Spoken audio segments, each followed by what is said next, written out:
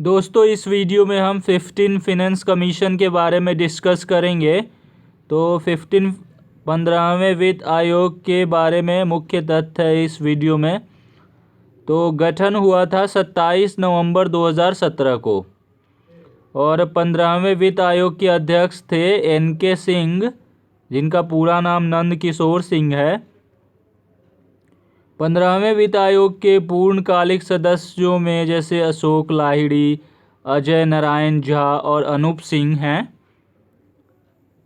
Part time सदस्यों की बात करें तो रमेश चंद, शक्तिकांता दास ने नवंबर 2017 से दिसंबर 2018 तक आयोग के सदस्य के रूप में कार्य किया था। ठीक है।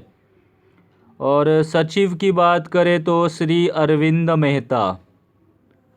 मूल विभाग है आर्थिक मामलों का विभाग, वित्त मंत्रालय।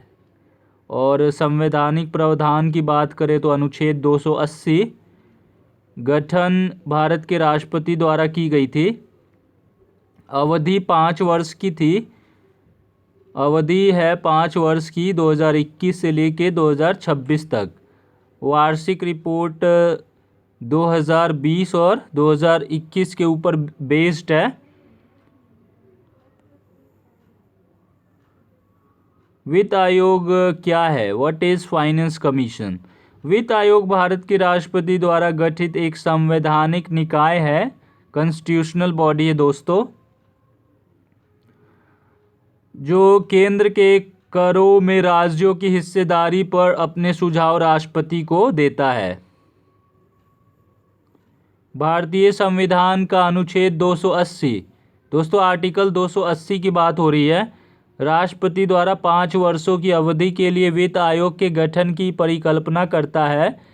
15वें वित्त आयोग के चेयरमैन श्री NK सिंह हैं। ठीक है, ये बात याद करने वाली है। 15वें वित्त आयोग के चेयरमैन श्री NK सिंह हैं। 15वें वित्त आयोग की अवधि 1 अप्रैल 2020 से 31 मार्च 2025 तक होनी थी, लेकिन नए केंद्र शासित प्रदेश बनने के कारण वार्षिक रिपोर्ट 2020-21 बनाई गई और इसकी सिफारिशों को 1 फरवरी 2020 को संसद के पटल पर रखा गया था। वित्त आयोग द्वारा 2021 से 2026 की अवधि के लिए दूसरी रिपोर्ट में अन्य सुझाव दिए जाएंगे। इस अंतिम रिपोर्ट को 30 अक्टूबर 2020 तक राष्ट्रपति को सौंपा जाएगा। इससे पहले 14वें वित्त आयोग की अध्यक्षता भारतीय रिजर्व बैंक के पूर्व गवर्नर श्री YV रेड्डी ने की थी, जिन्होंने केंद्र के करों में राज्यों को 42% हिस्सा देने की अनुशंसा की थी। और देखिए ये एक आपके सामने ग्राफ है, अगर देखना है तो देख लीजिए। ठीक है, हाउ द बूटी इज़ डिवाइडेड। ठीक है, और स्क्रीनशॉट लेना है तो भी ले सकते हैं। आगे पढ़ते हैं कि 15वें वित्त आयोग की पहली रिपोर्ट 2020-21 की अवधि में ये मुख्य सिफारिशों को शामिल किया गया है।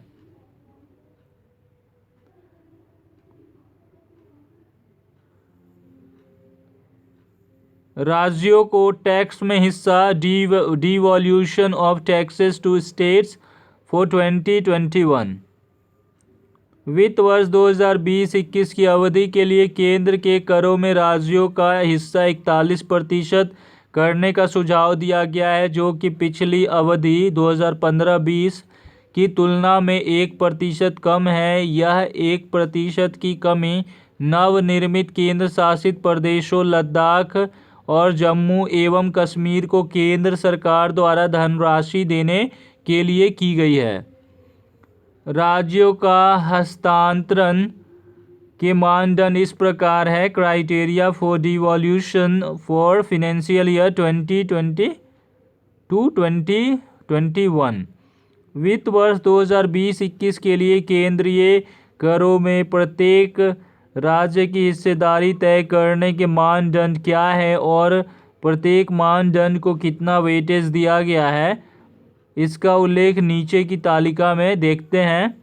देखिए 14वां वित्त आयोग और 15वां वित्त आयोग पहले। ठीक है, तो 2015 और 20 की बात हुई है और 2020-21 की बात हुई है।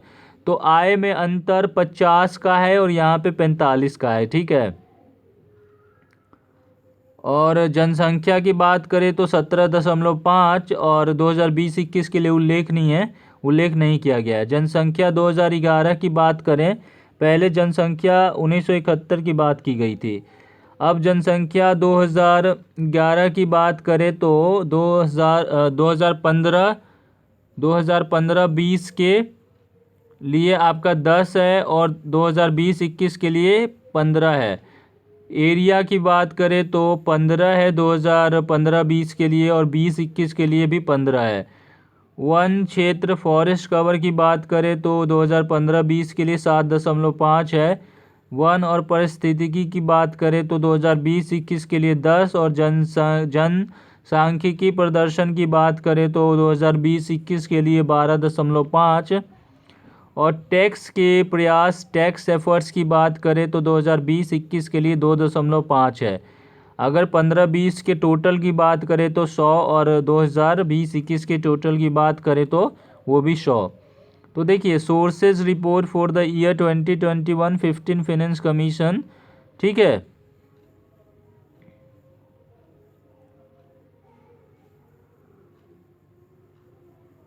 तो कर हस्तांतरण के मानदंडों की व्याख्या इस प्रकार है। इनकम डिस्टेंस राज्य की आय और उस राज्य की उच्चतम आय के बीच के अंतर को आय अंतर इनकम डिस्टेंस कहा जाता है। जिन राज्यों की प्रति व्यक्ति आय कम है उन्हें विभिन्न राज्यों के बीच बराबरी कायम करने के लिए अधिक बड़ा हिस्सा दिया जाएगा। जनसांख्यिकी प्रदर्शन की बात करें तो डेमोग्राफिक परफॉर्मेंस संदर्भ की शर्तें TOR 15वें वित्त आयोग ने अपनी सिफारिशों के लिए केवल 2011 जनसंख्या डेटा का उपयोग किया और इसने 1971 की जनगणना को कोई भार नहीं दिया। यह जनसांख्यिकी मानदंड उन राज्यों को पुरस्कृत करने के लिए पेश किया गया है जिन्होंने अपनी जनसंख्या वृद्धि को नियंत्रित किया है। इसकी गणना 1971 की जनसंख्या के आंकड़ों के अनुसार प्रत्येक राज्य के कुल प्रजनन अनुपात के व्युत्क्रम रेसिप्रोकल का इस्तेमाल करते हुए की जाएगी। इसका मतलब है कि जिस राज्य का प्रजनन अनुपात कम लोअर फर्टिलिटी रेशियो है उसे इस मानदंड का उच्च अंक मिलेगा।